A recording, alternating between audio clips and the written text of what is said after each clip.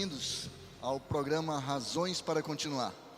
Esse programa será apresentado todos os domingos durante o mês de setembro e você está convidado a estar aqui conosco em todos eles para, com certeza, desfrutar de momentos de aprendizado, de paz, mas principalmente de encontro e aprendizado para você continuar.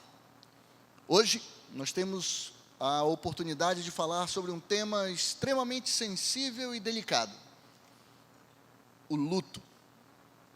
E para me ajudar a falar um pouco sobre esse tema, eu gostaria de convidar as pessoas que vão compartilhar esse palco aqui comigo, a Maria Sônia Souza, a Tayane Sintra e a psicóloga Kathleen Vasconcelos.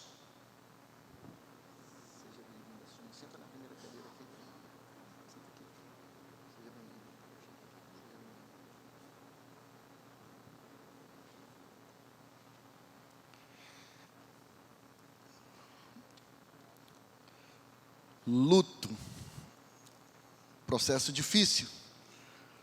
Todos, infelizmente, em algum momento, vai passar por isso.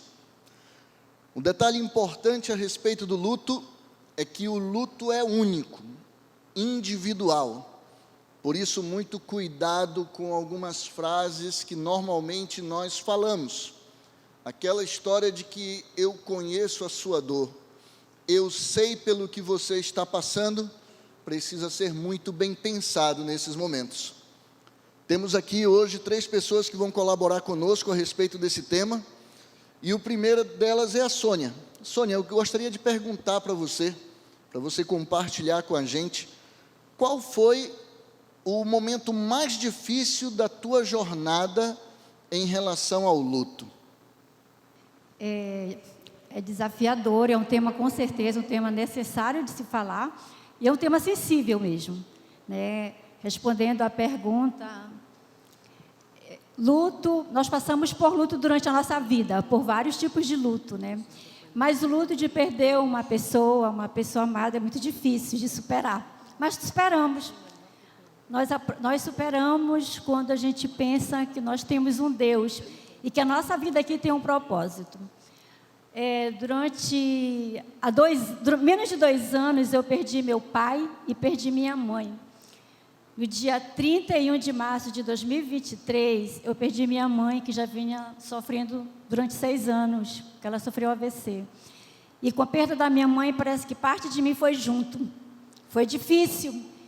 E entre a partida dela e a partida do meu pai, no dia 28 de dezembro de 2024, foi um processo de recuperação de doenças que eu acabei ficando com depressão, resultados de exame com suspeita de câncer, inclusive. Fiz terapia e consegui, graças a Deus, passar por esses momentos difíceis com muita ajuda dos meus filhos, dos meus netos e, sobretudo, de Deus. Participar aqui na igreja foi fundamental. Quando foi dia 20, ano passado, veio outro golpe, a perda do meu pai. E a perda do meu pai, assim, com a morte da minha mãe, a razão para continuar era ele também, porque ele precisava da gente. E com a morte dele, eu fiquei sem chão. Foi muito difícil. Mas o que é que eu fiz? Eu me envolvi mais ainda com a igreja. Eu não fui para terapia mais, eu resolvi enfrentar o meu luto, e a psicanálise fala isso, que a gente tem que enfrentar os nossos medos, os nossos lutos, né?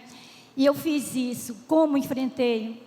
Eu enfrentei buscando Deus, e aquele não nos abandona. E tem um versículo que me segue, 23, a minha mãe amava esse versículo: o Senhor é meu pastor e nada me faltará. E nada me faltou quando eu depositava todas as minhas angústias, noites e noites, sem dormir, chorando, triste, mas Ele supriu todas as minhas necessidades, me deu força. E o Salmo 28, versículo 7 também: Ele é a minha força, a minha fortaleza. E nós temos razões para continuar. A minha missão neste mundo é continuar fazendo o bem, ajudando as pessoas que precisam. Foi isso que eu fiz no leito de morte do meu pai, porque ele representava a força e a bondade.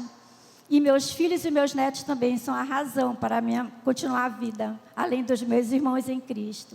Obrigada. Muito obrigado, Sônia, por compartilhar desses momentos que, com certeza, quando você lembra, mexe com alguns sentimentos seus. Mas nós temos outra história também de superação do luto.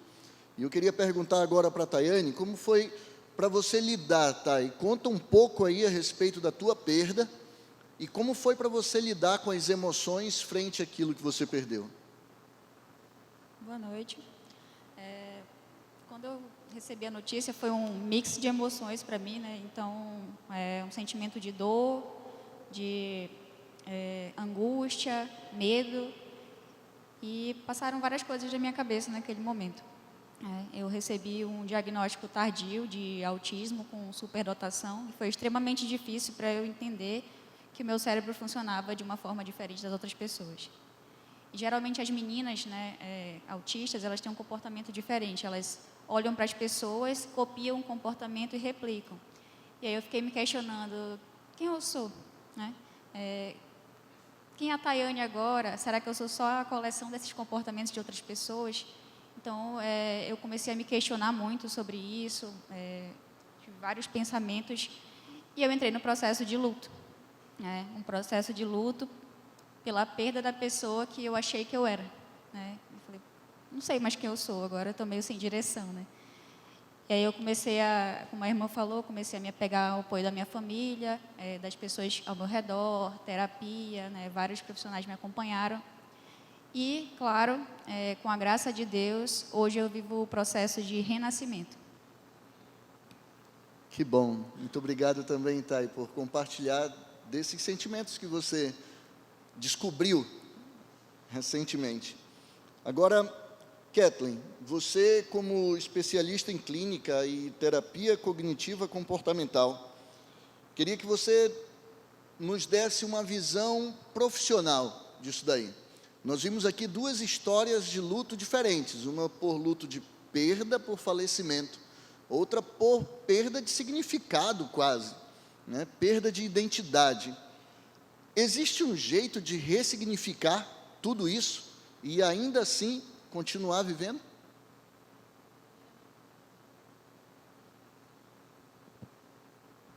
Primeiramente, boa noite a todos. Quero agradecer pelo convite e agradecer também a Tayane e a Sônia por compartilharem aqui conosco as experiências delas, pela coragem, que não é fácil de vir aqui e estar expondo essas experiências. E a gente pode perceber que não é somente falar sobre perda de alguém, de algum ente querido, e sim outros tipos de perda, como a perda de uma identidade após um diagnóstico. A gente também pode falar sobre perda de um emprego, um divórcio, um relacionamento. Em alguma fase da nossa vida, nós vamos passar por algum processo de perda. E sim, Messias, a gente consegue ressignificar essa dor. Ressignificar a dor, às vezes a dor ela vem como uma sensação de desmoronamento, né? A gente parece que está tudo desabando na nossa cabeça e a gente não tem mais para onde ir. Parece que é o fim ali. Mas o importante é a gente perceber que essa dor, ela faz parte da nossa história. Ela vai continuar com a gente. Então, a gente não pode simplesmente querer apagar, ou então excluir, ou então deixar de lado, ou querer esquecer. Na verdade, ela precisa ser integrada na nossa vida. A gente vai seguir, é parte da nossa história. Perder também é viver.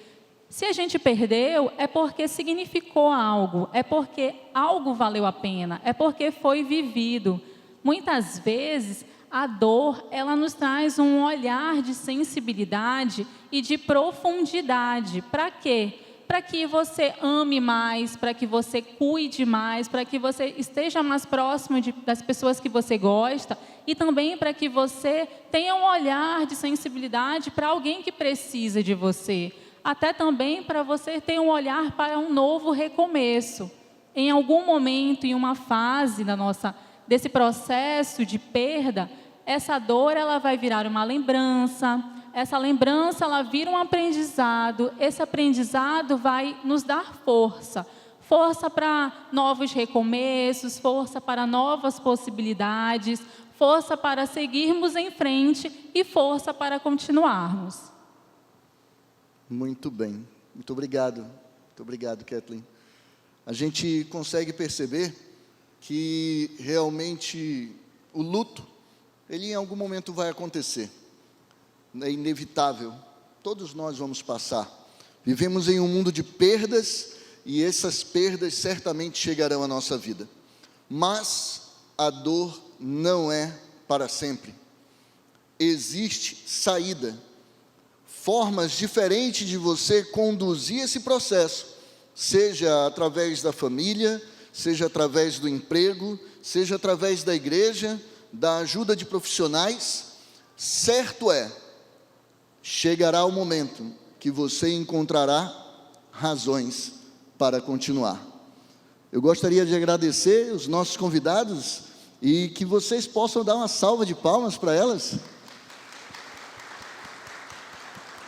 Estamos findando o programa de hoje, mas ainda não acabou. Eu convido você a estar aqui conosco na próxima semana. E agora, para dar continuidade a esse tema, aprender um pouco mais a respeito de uma mensagem especial que certamente vai mudar a sua vida. Muito obrigado. Difícil, né? Seguir em frente. Vocês viram aqui que as duas situações que foram apresentadas, elas estão relacionadas a perdas, como foi colocado aqui. E quando nós falamos sobre esse assunto, perdas, a primeira coisa que vem na mente, com certeza, é uma perda por falecimento de um ente querido, de um amigo, uma pessoa próxima a nós. Mas as perdas na nossa vida, elas vão muito além disso. Pode ser uma perda de um emprego, pode ser a perda de uma condição de saúde, como nós também vimos aqui, pode ser o fim de um relacionamento, pode ser uma crise financeira. Então, qualquer situação que vá gerar um afastamento, uma mudança, uma alteração no curso da sua vida, é considerado uma perda e pode ocasionar o luto. Então, quando nós nos propusemos, a equipe do MAP propôs falar sobre a questão do luto, para que nós possamos conhecer um pouco mais sobre esse tema, não apenas sobre a ótica da perda por falecimento, mas também o impacto que ela vai causar por todas as condições que a nossa vida, né, nesta terra, nós podemos estar expostos. E aí, o que é importante reconhecer nesse luto? Deixa eu colocar aqui. Eu coloquei a primeira coisa aqui para que nós possamos conversar nessa noite, é sobre reconhecer o luto. Porque muitas vezes a gente pensa assim, não, a pessoa, vou agora me direcionar à questão do falecimento. Morreu, nós estamos em luto, agora já tem as tagzinhas que se coloca no Facebook, no Instagram, né? Luto pai, luto mãe, luto, enfim, identifica logo o que está acontecendo. E aí, só que nessa parte nós identificamos que a pessoa está passando por um momento de luto. Mas, quando você está na situação de luto, aí é que é a questão que eu quero expor com vocês hoje. Como é que eu vou reconhecer que eu estou em luto? Não é simplesmente só uma perda. O que isso acontece? Então, o luto ele é um processo natural e complexo que emerge diante de qualquer perda significativa. Mas esse luto, ele pode causar uma alteração, pode causar uma bagunça, uma desordem no seu raciocínio, nos seus aspectos cognitivos, no seu comportamento, na sua questão física e na sua questão espiritual. Sim, toda uma situação pode vir à tona quando você menos espera. E aí, por que eu falei da questão do reconhecimento? Porque quando você está numa situação de um forte impacto emocional, nem sempre você está pronto, você está preparado, você tem condições de se autoavaliar. Mas ainda assim, nós precisamos pensar sobre isso. Eu posso fazer uma autoavaliação, verificar se eu estou agindo de uma forma coerente ou não, eu vou já falar sobre isso. Ou também uma outra possibilidade, e aí é a parte coletiva, que nós como comunidade, como irmãos, como amigos, como família, a gente também, e profissionais, nós precisamos estar atentos. Muitas vezes a pessoa não percebe. Por quê? Porque ela está numa condição ali fora da normalidade, fora do comum, fora do esperado. Então, nós também podemos ajudar essa pessoa. Então, provavelmente, se você já passou por isso, ou se você já acompanhou alguém passando por um momento de grande perda, você pode provavelmente ter pensado assim: meu Deus, o que aconteceu com aquela pessoa? Ela mudou completamente. Ela está falando de um jeito diferente, ela está se vestindo de uma forma diferente, ela está indo a lugares diferentes, ela está presa dentro de casa, não fala mais com ninguém, ela está, a forma de falar, está brigando com todo mundo, ou ela está muito reclusa. Então, todos esses sinais, eles servem de alerta para que nós possamos fazer uma autoavaliação e para que nós possamos ajudar também outra pessoa. Então, isso é muito importante. E assim, não fiquem... Hoje nós vivemos um mundo que, se você pergunta para a pessoa, tudo bem? Ela te responde, tudo bem. Ela está destruída por dentro, mas ela responde, tudo bem. E é aquela velha frase, né? Quem nunca? Mas nós precisamos nos desafiar a falar, não somente de perguntar para as pessoas, mas também da gente pedir ajuda. Nós também precisamos expor a nossa situação. E aí, nós vamos passar aqui para uma outra condição. Eu coloquei aqui, muitos autores, pesquisadores que falam sobre luto, eles citam uma lista de fases desse luto. Então, essas fases eu costumo interpretar que servem de parâmetros para que a gente possa acompanhar o nosso processo e o processo do outro. Por quê? Porque não tem um script para lidar com esse sofrimento. Não é uma receita de bolo. Ainda que fosse, cada um vai fazer da sua maneira e até o próprio forno ia alterar a receita. Então, na verdade, nós temos um parâmetro para que nós possamos identificar o que está acontecendo. E também para que esse luto, ele não passe a ser um luto patológico.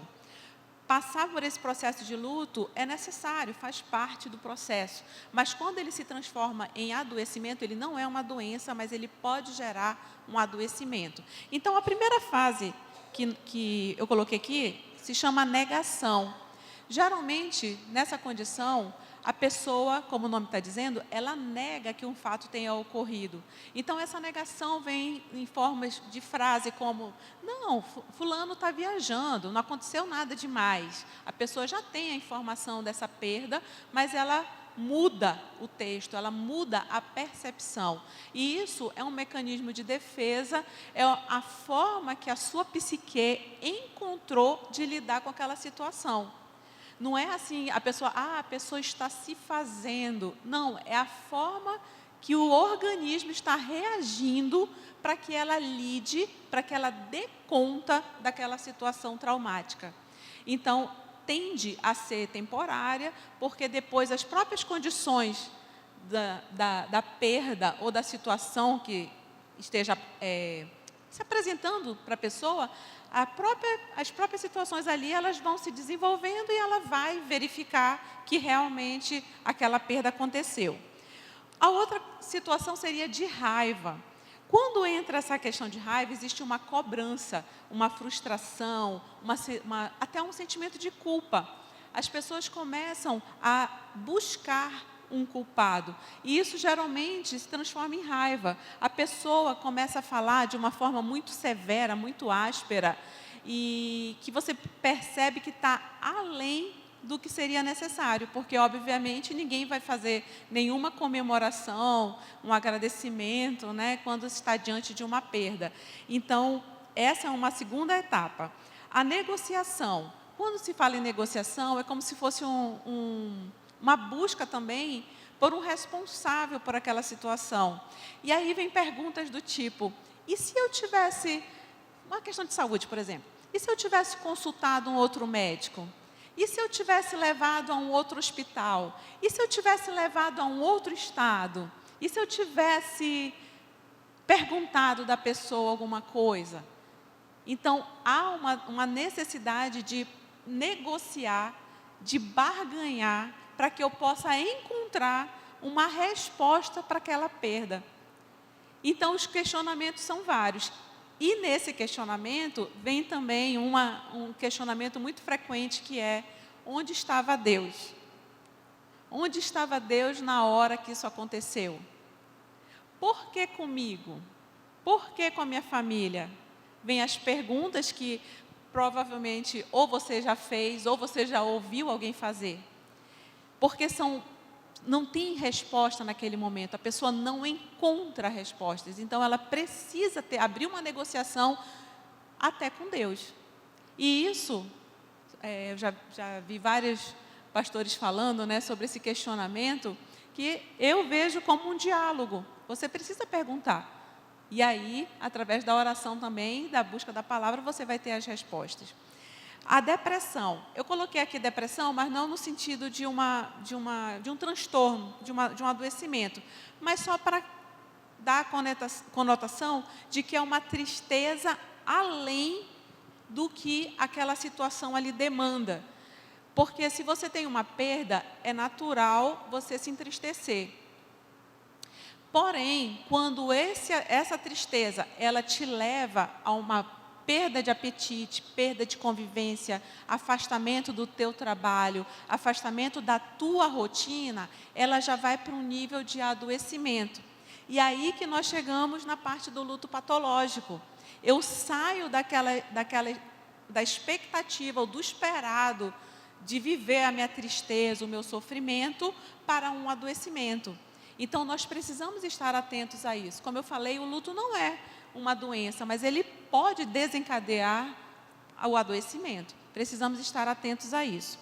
E a última fase que os autores colocam é a aceitação.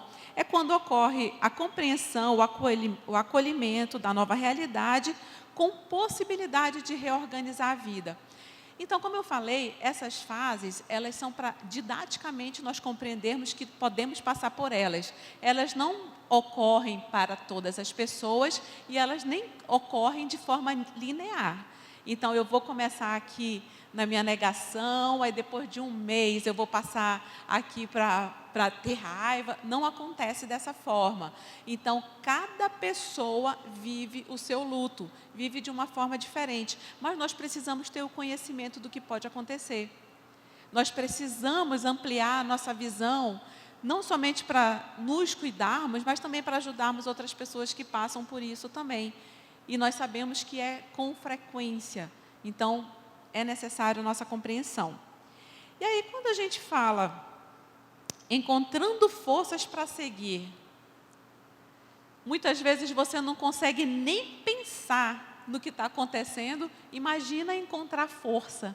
Imagina você se sentir forte, né, nessas condições. Então, nós também trouxemos aqui algumas dicas que também podem nos ajudar.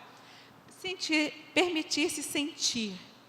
Vocês lembram? Vocês não são dessa época, tenho certeza. Vocês lembram, contam histórias que as pessoas diziam assim, engole o choro? Lembram disso? É um passado assim muito distante, tenho certeza. Então, essa coisa de engole o choro foi engolindo muita coisa. O choro, a emoção, a palavra, e você foi engolindo e ficou cheinho de todas as tuas emoções. Então, o sentir, quando a gente fala em sentir, é você identificar, aprender a identificar o que está sentindo. Estou triste, estou com raiva, estou alegre. Muitas vezes você não sabe nem o que está sentindo. Eu sempre falo que eu estagiária ainda no século passado, não vamos entrar nesse assunto, eu tinha pacientes que chegavam para mim num posto de saúde que eu atendia e diziam assim para mim, doutor, estou com uma agonia no juízo. Então, traduz agonia no juízo. O que é agonia no juízo? Então, eu nunca esqueci dessa pessoa, porque muitas vezes a gente está com essa agonia no juízo. Mas nós precisamos entender qual é a emoção que está acontecendo para que eu possa lidar com ela. Sem a gente sentir, se a gente se permitir sentir e identificar essa emoção, fica muito mais difícil. E por que isso acontece? Acontece porque justamente nós não estamos habituados ou nós não temos espaços para falar sobre isso. E quando nós falamos, principalmente o Setembro Amarelo, mas a gente tem que cuidar da saúde mental todos os meses, o ano inteiro, todo dia, mas é uma oportunidade para falar sobre isso, para a gente pensar sobre essa emoção. Já passou da hora da gente esconder também o nosso sentimento. E aí, quando a gente fala desse reconhecimento e desse enfrentamento, essa sensação, o chorar, o gritar, o ter raiva, ele precisa ser acolhido, precisa ser identificado. Manter uma rede de apoio também é outra palavra que a gente hoje usa bastante, né? É você ter seu grupo. Cadê a sua família, um amigo, o seu irmão da igreja, aquela pessoa que eu também digo assim, que é o seu backup, é a pessoa que está ali com você, é a pessoa que vai segurar a tua mão na hora da dor, na hora do sofrimento. Não afaste essa pessoa. E se você é a rede de apoio de alguém, fica perto dela, se aproxima. Porque todo momento de dificuldade, todo momento de ruptura, acontece uma dor, um sofrimento muito grande. E quando a gente fala em querer buscar forças, muitas vezes você não sabe nem não lembra quem você era antes daquela dor, e você não sabe quem você vai ser após aquela dor. A Tayane falou aqui da questão da identidade. Ela se via de uma forma, ela recebeu um diagnóstico, ela vai passar a se ver de outra forma. Imagina a confusão que é, a dificuldade que é. Também não sei se vocês fazem isso, mas a pandemia fez a gente também ter uma referência, né? Não, antes da pandemia era de tal forma, e depois da pandemia é de outra forma. A gente não faz essas comparações? Então, a referência que nós temos, tanto das situações como de nós mesmos, em situações de dor, de luta, elas ficam comprometidas, porque a gente perde a referência. A gente tem que reconstruir, a gente tem que se reconstruir. E, geralmente, você não estava ali preparado para reconstruir nada, você só queria tocar a sua vida, seguir ali o seu cotidiano. E mais adiante, respeitar o próprio tempo. Uma pergunta muito frequente também que a gente recebe, assim, enquanto profissional, é: quanto tempo dura um luto? Será que tem um tempo? Olha, 6 meses, pode parar de chorar, que já está bom, já chorou muito. Então, o luto não tem um tempo determinado. Cada pessoa tem o seu tempo. Mas, Andréia, então eu posso sofrer aí 30 anos, 40 anos? Poder você pode, mas não deve. E aí, de novo, eu chamo a atenção da questão do luto patológico, porque sofrer, lembrar e você ter que lidar com aquela dor vai ser para sempre, até que o nosso Deus volte. Mas você precisa lembrar que você tem uma vida para continuar, tem outras pessoas à sua volta. E muitas vezes, quando esse luto se prolonga muito, e esse muito coloque em aspas, por favor, você acaba comprometendo a sua rotina, você compromete a sua saúde física, mental, espiritual, e você compromete quem está à sua volta. Então, é necessário ficar atento a isso. Buscar apoio profissional também é uma possibilidade, como as colegas aqui também já apresentaram, e é uma possibilidade. Quando eu não tenho nenhum outro recurso e eu preciso de uma outra ajuda profissional, também é algo que a gente deva fazer. E também desmistificar que a gente não vai ao médico, a gente não vai ao psicólogo, porque a gente não está doido. É isso mesmo, a gente não está doido, a gente vai aprender a lidar com as nossas emoções. É isso mesmo. E aí, chegamos no razões para continuar. Como é que eu vou ter razões para continuar se eu tenho tantas situações aí de perda, de sofrimento? Como é que eu vou buscar? Então, eu quero dizer para você que você tem um Deus presente. Eu coloquei aqui uma citação que você pode acompanhar e também pode ler na sua Bíblia, Isaías 41:10.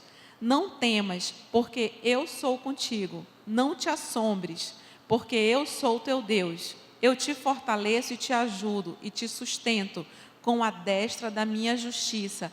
Você e eu temos um Deus presente, um Deus ativo, um Deus atuante. Ele está dizendo que Ele está. Ele não está dizendo como às vezes as pessoas também dizem, se precisar me liga, me chama, vamos marcar alguma coisa. Não, Ele está dizendo que Ele está, Ele é, Ele está presente. Então isso aqui é um conforto e é uma razão para qualquer um de nós continuarmos. Porque mesmo que eu me sinta só, mesmo que eu esteja só, eu tenho um Deus presente comigo.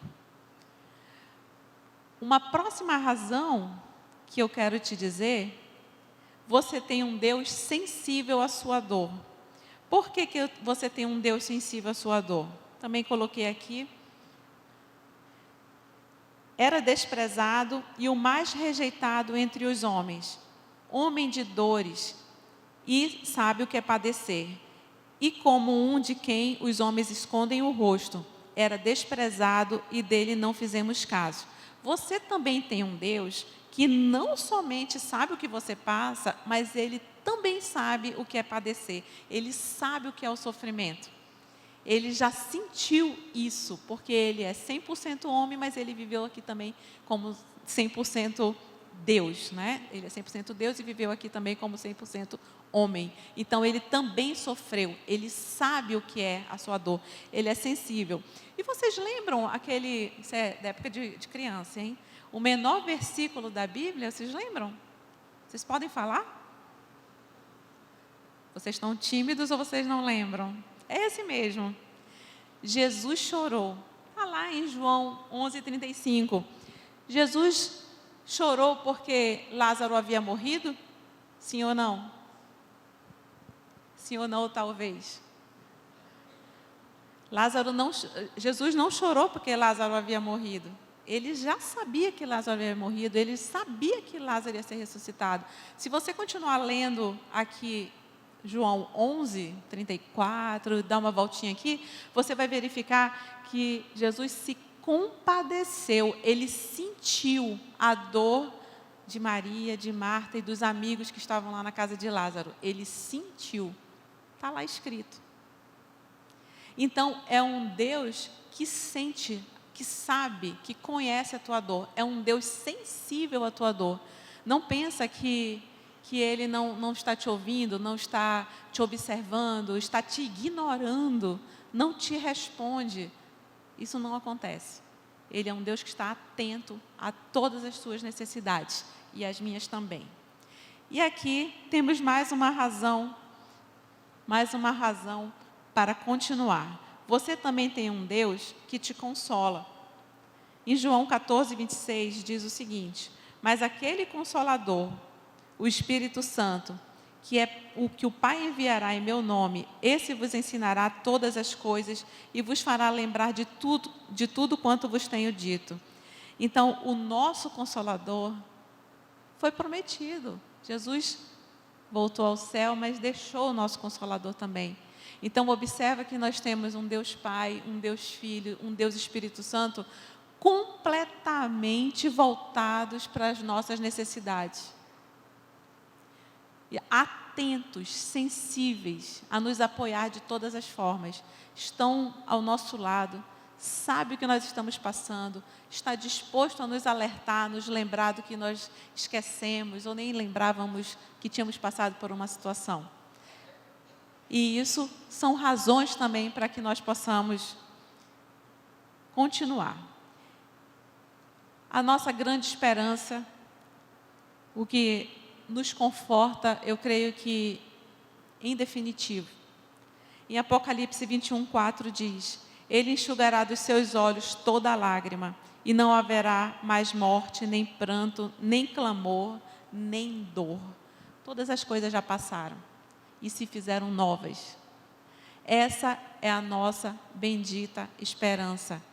Nós sabemos que esse futuro, um futuro glorioso, sem dor, é uma promessa de restauração plena. Não é uma restauração básica, não, já vai acabar, só um pouquinho, não. É uma restauração plena. É a nossa grande esperança. E quero também destacar aqui com vocês, eu fiz questão de colocar aqui nesse slide, diz o seguinte: a esperança não é a negação da dor, mas a certeza inabalável de que a luz sempre retorna após a escuridão. Algumas vezes as pessoas querem dizer que a nossa esperança na volta de Jesus é como se fosse uma luz no fim do túnel. Ali você quer se apegar a alguma coisa como se isso não tivesse importância, como se fosse apenas uma tábua de salvação. E é uma tábua de salvação, mas é uma tábua de salvação gigantesca. Mas não é uma tábua por uma tábua. É uma grande promessa. Você ter uma esperança não anula a tua dor. Não é pra gente, a gente não vai deixar de sentir nem de sofrer aqui. Mas nós temos uma esperança. E isso tem que ser uma razão para nós continuarmos. Porque nós sabemos que temos uma perspectiva de dias realmente melhores e plenos. Permita-se sentir todas as suas emoções. Chore, se lamente, mas jamais pare de viver. E viver é diferente de sobreviver. Muita gente está sobrevivendo. Não está vivendo uma vida que o nosso Deus quer, deseja que nós vivamos. Então, muitas vezes nos queixamos demais, reclamamos demais, nos indispomos demais. Tudo é difícil, nada eu posso fazer, eu nunca estou disposto ou disponível, até para as causas do Senhor. Então nós precisamos aceitar a bênção que nos é dada através da nossa vida, através da grande esperança que nós temos, através da possibilidade de estarmos aqui conversando, adorando o nosso Deus. E nós precisamos recuperar a nossa vida. Nós precisamos deixar de viver mais ou menos. Nós precisamos, pelo Senhor, por meio dEle, por Ele, para Ele, nós precisamos voltar a viver. A vida é um dom precioso que se renova a cada amanhecer. Valorize. Então, nós precisamos reconhecer que nós somos responsáveis, nós somos administradores dessa vida que o Senhor está nos concedendo até então. Amanhã eu não sei, mas hoje nós temos que ser responsáveis por ela. E não somente nós nos fecharmos na nossa vida, nós precisamos cuidar do outro, cuidar das pessoas que estão ao nosso lado, nos preocuparmos com as pessoas. Eu converso com algumas pessoas aqui e eu digo assim que muitas vezes as pessoas não se preocupam com o coletivo, se preocupam só ali com a sua área, com a sua parte, com a sua vida. Não, nós precisamos nos importar. E isso não tem nada a ver com eu me meter na vida do outro. Porque eu posso ser solidário, eu posso ajudar, eu posso compartilhar, sem que eu precise ser invasivo à vida de ninguém. Mas nós precisamos exercitar isso. Então, nós precisamos aprender também que por meio, até mesmo uma situação de luto, de perda, seja ela qual for, nós temos que ajudar as pessoas. E eu espero que essa mensagem te traga esperança, te traga um convite sincero à reflexão e à oração, para que você possa encontrar conforto, você possa encontrar paz. Nós vamos ouvir um louvor agora que eu entendo, desde que eu comecei a ouvi-lo, que ele traduz uma bênção, traduz ali uma alegria em ter um Deus que nos ama. Vamos ouvir.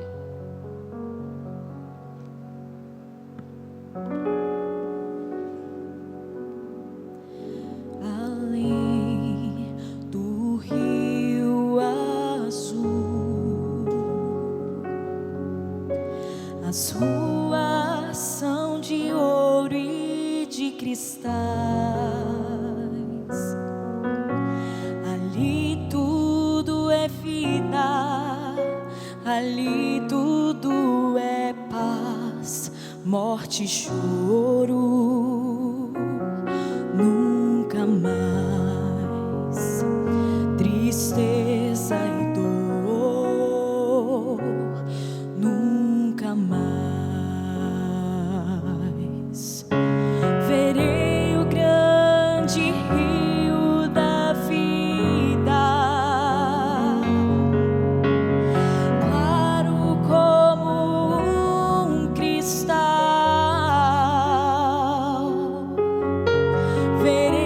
face do meu mestre querido. Não haverá mais noite ali, não haverá nenhum clamor. Verei os olhos de Jesus e tocarei seu corpo, enfim. Não haverá mais noite ali, não haverá nenhum clamor. Verei os olhos de Jesus e tocarei seu corpo, enfim.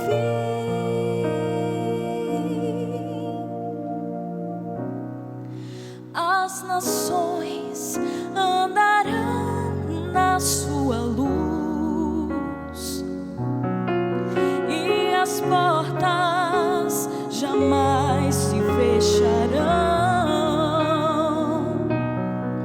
A cidade é de ouro puro,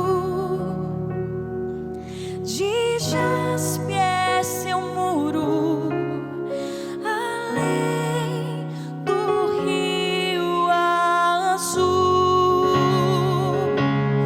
Morte, choro, tristeza e dor, nunca mais, não, nunca mais.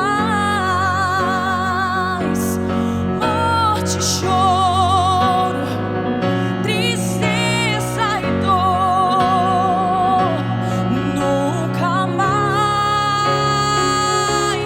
nunca mais. Não haverá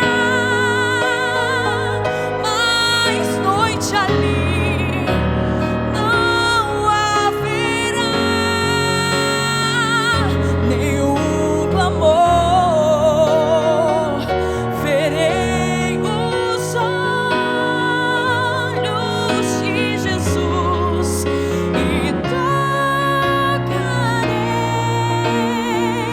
seu corpo, enfim. Não haverá mais noite ali, não haverá nenhum clamor. Verei os olhos de Jesus e tocarei seu corpo, enfim.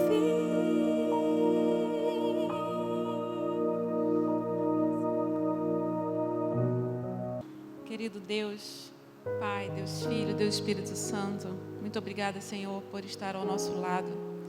Que o Senhor possa, Pai, cada vez mais nos mostrar que não estamos só, que essa dor vai passar, que esse luto que tantas pessoas vivem também vai ter um fim. Nós queremos, Senhor, te agradecer por essa esperança. Nós queremos te pedir, Senhor, derrama o teu Espírito Santo sobre nós. Aumenta a nossa confiança, a nossa fé em Ti, para que quando esse tempo chegar, nós estejamos preparados, nós estejamos prontos para Te receber. Abençoa, Senhor, cada família aqui representada. Te agradecemos, Senhor, por esse momento de louvor e de adoração. Nos conduz para nossos lares e que tenhamos uma semana abençoada junto a Ti. Em nome de Jesus, amém.